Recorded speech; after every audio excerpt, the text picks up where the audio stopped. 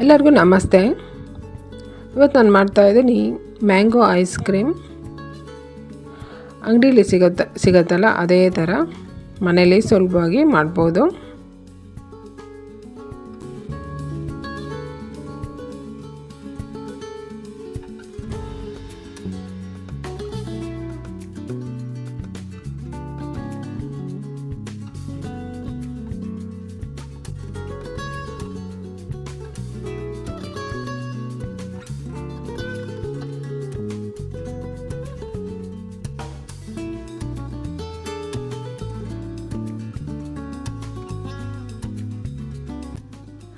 Mango ice cream ಮಾಡೋದಕ್ಕೆ ನಾನು ಅರ್ಧ ಲೀಟ್ರು ಹಾಲು ತೊಗೊಂಡಿದ್ದೀನಿ.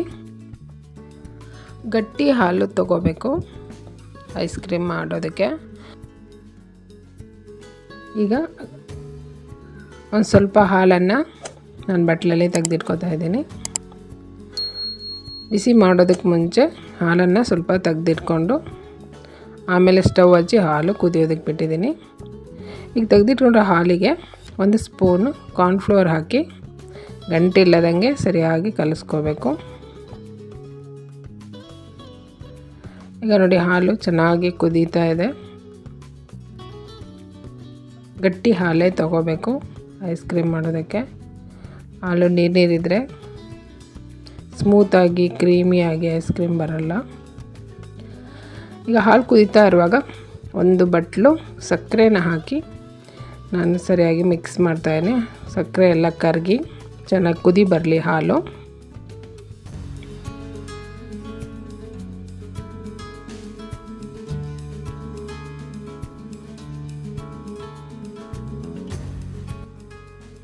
ಈಗ ನೋಡಿ ಚೆನ್ನಾಗಿ ಸಕ್ಕರೆ ಎಲ್ಲ ಕರಗಿ ಚೆನ್ನಾಗಿ ಕುದೀತಾ ಇರುವಾಗ ಕಾರ್ನ್ಫ್ಲೋರ್ ಕಲಸಿಟ್ಕೊಂಡಿದ್ದನಲ್ಲ ಅದನ್ನು ಹಾಕ್ತಾಯಿದ್ದೀನಿ. ಕಾರ್ನ್ಫ್ಲೋರ್ ಹಾಕಿದ ಮೇಲೆ ಕೈ ಬಿಡ್ದೇನೆ ಈ ರೀತಿ ಮಿಕ್ಸ್ ಮಾಡ್ತಾನೆ ಹಾಲು ಕುದಿಸ್ಬೇಕು. ಕೈ ಬಿಟ್ಟರೆ ಇದು ಕೆಳಗೆ ಕೂತು ಗಂಟಾಗತ್ತೆ.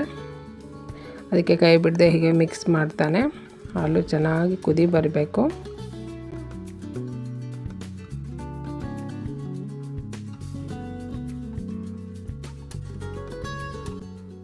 ಅರ್ಧ ಲೀಟ್ರ್ ಹಾಲು ನಾನು ತೊಗೊಂಡಿದ್ದೀನಿ.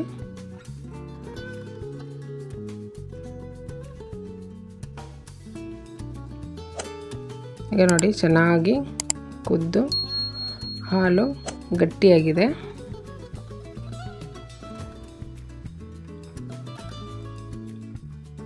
ಈ ರೀತಿ ಜೋರು ಕುದೀತಾ ಇರುವಾಗ ಸ್ವಲ್ಪ ಸ್ಟವ್ನ ನಾನು ಕಮ್ಮಿ ಮಾಡಿದ್ದೀನಿ.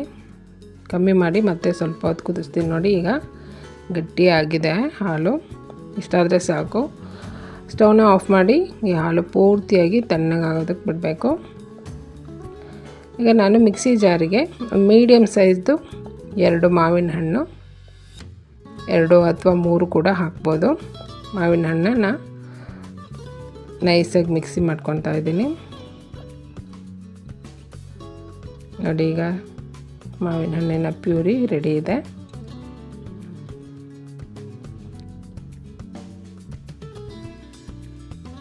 ಈಗ ಹಾಲು ತಣ್ಣಗಾಗೋದಕ್ಕೆ ಬಿಟ್ಟಿದ್ನಲ್ಲ ಅದು ನೋಡಿ ಪೂರ್ತಿ ತಣ್ಣಗಾಗಿದೆ.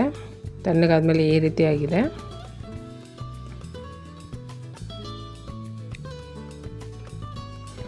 ಈಗ ಇದನ್ನು ಮಾವಿನ ಹಣ್ಣಿನ ಜೊತೆ ಮಿಕ್ಸಿ ಜಾರ್ಗೆ ಹಾಕ್ತಾಯಿದ್ದೀನಿ. ಈಗ ಇದ್ರ ಜೊತೆಯಲ್ಲಿ ಕ್ರೀಮು, ಫ್ರೆಶ್ ಕ್ರೀಮ್ ಅಂಗಡಿಯಲ್ಲಿ ಸಿಗತ್ತೆ, 200 ಗ್ರಾಮಿಂದು ಫ್ರೆಶ್ ಕ್ರೀಮ್ ನಾನು ಹಾಕ್ತಾಯಿದ್ದೀನಿ. ಇಷ್ಟನ್ನು ಸ್ವಲ್ಪ ಗ್ರೈಂಡ್ ಮಾಡ್ಕೋಬೇಕು. ನೋಡಿ ಈ ರೀತಿ ಆಗಿದೆ. ಈಗ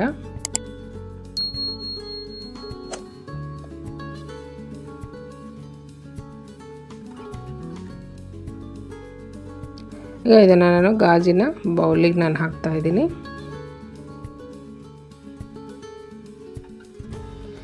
ಗಾಜಿನ ಬೌಲಿಗೆ ಹಾಕಿ ಮತ್ತೆ ಉಳಿದಿದ್ದನ್ನು ಸ್ಟೀಲ್ನ ಬಾಕ್ಸಿಗೆ ನಾನು ಹಾಕ್ತಾಯಿದ್ದೀನಿ. ಹಾಕಿ ಮುಚ್ಚಳ ಮುಚ್ಚಿ 1 ಗಂಟೆ ನಾನು ಫ್ರೀಝರಲ್ಲಿ ಇಡ್ತೀನಿ. 1 ಗಂಟೆ ಅಥವಾ 2 ಗಂಟೆನೂ ಇಡ್ಬೋದು. ಇದು ಒಂದು ಅರ್ಧದಷ್ಟು ಐಸ್ ಕ್ರೀಮ್ ಆಗಿದ್ದರೂ ಪರವಾಗಿಲ್ಲ. ನಾನು 1 ಗಂಟೆ ಇಟ್ಟಿದ್ದೆ. 1 ಗಂಟೆ ಇಟ್ಟಾದಮೇಲೆ ಮತ್ತೆ ತೆಗೆದುಬಿಟ್ಟು ನೋಡಿ ಸೈಡಿಂದ ಇದು ಐಸ್ ಆಗ್ತಾ ಇದೆ. 1-2 ಗಂಟೆ ಇಟ್ಟು ಆದಮೇಲೆ ತೆಗೆದುಬಿಟ್ಟು ಮತ್ತೊಂದು ಸಾರಿ ಇದು ಮಿಕ್ಸಿ ಜಾರಿಗೆ ಹಾಕಿ ಒಂದು ಸ್ವಲ್ಪ ಹೊತ್ತು ಗರ್ರ ಅನ್ನಿಸ್ತೀನಿ. ಒಂದು 10 ಸೆಕೆಂಡು ಅನ್ನಿಸಿದ್ರೆ ಸಾಕು. ಇದು ಈ ರೀತಿ 2 ಸಾರಿ ಮಾಡೋದ್ರಿಂದ ಚೆನ್ನಾಗಿ ಸ್ಮೂತಾಗಿ ಆಗುತ್ತೆ ಐಸ್ ಕ್ರೀಮು. ನೀವು ಒಂದೇ ಸರಿ ಸಾಕು ಅಂದ್ರೂ ಆ ಥರನೂ ಮಾಡ್ಕೊಳ್ಬೋದು. ನಾನು ಇದನ್ನು ಮತ್ತೆ ತೆಗೆದು ಗ್ರೈಂಡ್ ಮಾಡ್ತಾಯಿದ್ದೀನಿ. ಚೆನ್ನಾಗಿ ಸ್ಮೂತಾಗಿ ಆಗುತ್ತೆ ಈ ರೀತಿ ಮಾಡೋದ್ರಿಂದ.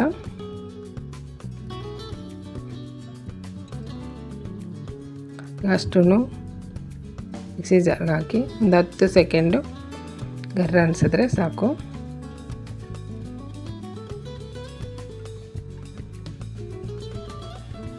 ಅಷ್ಟೇ. ಈಗ ಮತ್ತೆ ಅದೇ ಬೌಲಿಗೆ ನಾನು ಹಾಕ್ತೀನಿ. ನೋಡಿ ಈ ರೀತಿ ಆಗಿದೆ. ಅದೇ ಬೌಲು ಮತ್ತು ಬಾಕ್ಸಿಗೆ ನಾನು ಹಾಕಿ ಫ್ರೀಝರಲ್ಲಿ ಇಡ್ತೀನಿ. ಒಂದು 7ರಿಂದ 8 ಗಂಟೆ ಇಡಬೇಕು. ಅಥವಾ ರಾತ್ರಿ ಹೊತ್ತು ಇಟ್ಟರೆ ಫುಲ್ಲು ನೈಟ್ ಬಿಟ್ಬಿಡಿ. ಬೆಳಗ್ಗೆ ಅಷ್ಟೊತ್ತಿಗೆ ಐಸ್ ಕ್ರೀಮು ಸೂಪರಾಗಿ ರೆಡಿಯಾಗಿರುತ್ತೆ. ಮನೇಲಿ ಸುಲಭವಾಗಿ ಮಾಡ್ಕೋಬೋದು. ಹೊರಗಡೆದ ಐಸ್ ಕ್ರೀಮ್ ಹೇಗೆ ಮಾಡಿರ್ತಾರೋ ಕ್ಲೀನಾಗಿರುತ್ತೋ ಇಲ್ವೋ ಅನ್ನೋದು ಇರುತ್ತೆ ಅಲ್ವ. ಮನೇಲಿ ಈ ರೀತಿ ಸುಲಭವಾಗಿ ಮಾಡ್ಕೋಬೋದು.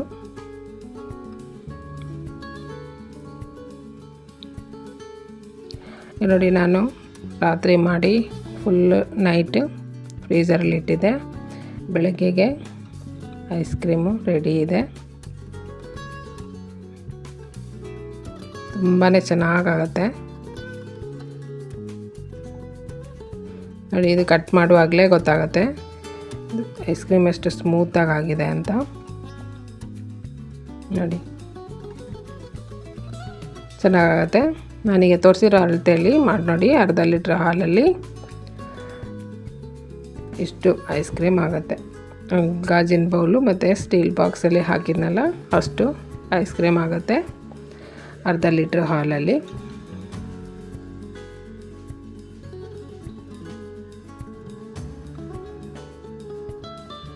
ಈಗ ice cream mango ice cream ready ಇದೆ. ನನ್ನ ವಿಡಿಯೋ ಇಷ್ಟ ಆದರೆ ಲೈಕ್ ಮಾಡಿ, ಶೇರ್ ಮಾಡಿ, ಸಬ್ಸ್ಕ್ರೈಬ್ ಮಾಡಿ. Thank you.